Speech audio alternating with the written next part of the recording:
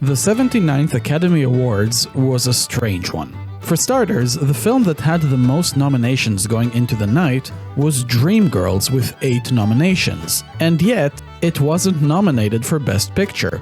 This is the only time in history that this happened. Maybe it was a good thing, because Bill Condon, the director of the film, would follow that up with directing the last 2 Twilight movies.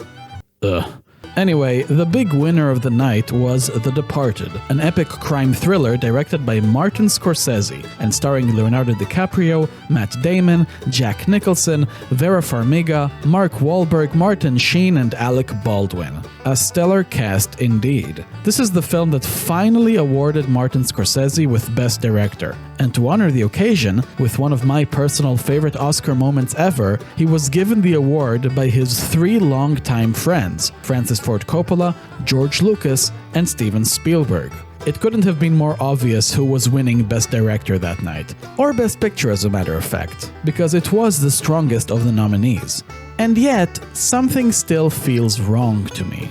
In the context of Martin Scorsese's illustrious, legendary, and monumental career, filled to the brim with iconic classics that left their mark in film history, giving Scorsese the award for The Departed of all films feels like an anticlimax. Even though The Departed is a very good film, I can't shake the feeling that the Academy gave him the trophy as an apology for past mistakes, rather than fully for the film itself. It's as if they said to themselves, well, we kinda screwed up with Taxi Driver, Raging Bull, and Goodfellas. Oh look, The Departed, that's a good film, right? Give him the award, give him the award!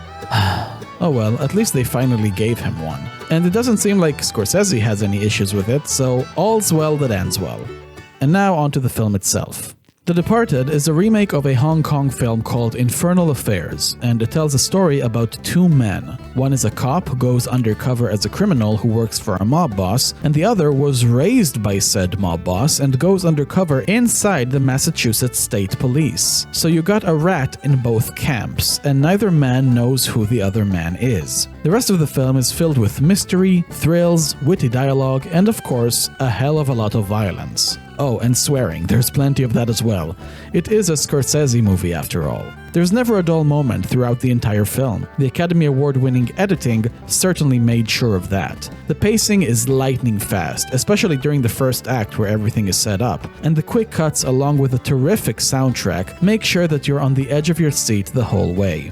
The film does a lot of things very well, but if I had to pinpoint the film's strongest asset, it has to be the script, which also received an Oscar. Thanks to it, we get amazing and quotable dialogue and some truly great character moments. A few that immediately come to mind are the scene where the 2 rats have a tense and eerie phone call, and also just a bunch of the scenes with Jack Nicholson, who was one of the major highlights of the film. No ticky, no laundry. He's made 2 more films after this one, but this was easily the final high-profile and praiseworthy role he ever had. A very fitting send-off for one of the greatest screen legends of our time. All of this and more round up a legitimately unpredictable story full of twists and turns that I'm willing to bet most people who watched the movie did not see coming. So as you can probably see, The Departed is a very good film that I like a whole lot. But with all that being said, for whatever reason, The Departed doesn't scream out to me as one of the all-time great Best Picture winners. Maybe it's because of the aforementioned Scorsese debacles in previous ceremonies, but I think it's also because the film didn't really hit me on an emotional level. It's a very entertaining movie that does everything right on the surface, but it never really moved me in a deeper way. The characters were enjoyable to watch, and they had some great moments, but I didn't really care about them. A lot of these characters die throughout the film, and even though their deaths might be shocking at times, I didn't feel much when these scenes happened.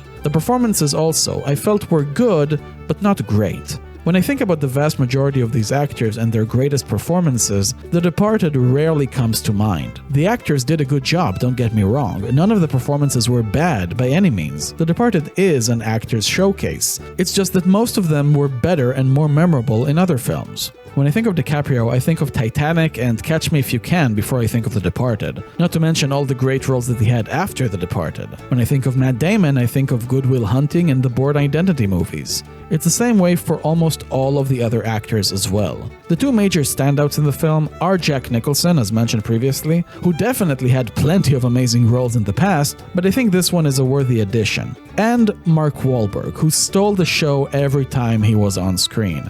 I loved his aggressive, no bullshit attitude, his verbal attacks on the other characters, and his comedic chops. Who the fuck are you?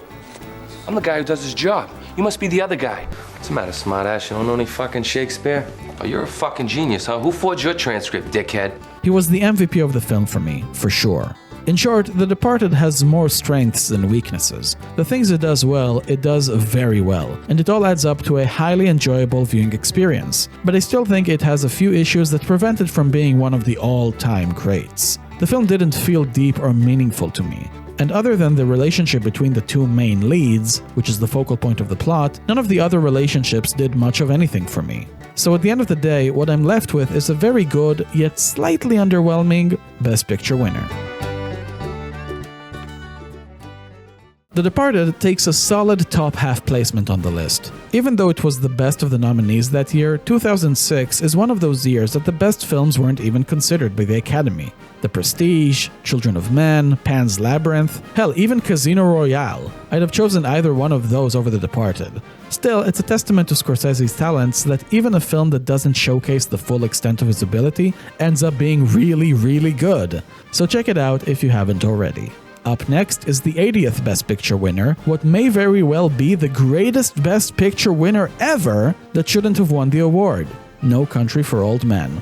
I'll explain what I mean next time. Check back again for the next video of DB Review's Oscar Madness Marathon and subscribe to my channel so you won't miss a thing. Thank you all very much, and let the journey continue.